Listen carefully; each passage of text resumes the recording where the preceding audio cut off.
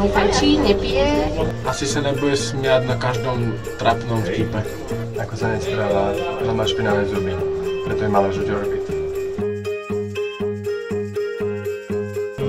Megan Fox. Asi seba. Poboskal by som tú slečnú vonku, lebo má strašne dobré šaty a dal mi žuvačky. Manžel, pretože ho mám rada. Asi moja priateľka. Možno Angelina Jolie. To by bolo celkom v pohode. Bol by to môj frajer, lebo ho milujem. Brad Pitt. Selena Gomez.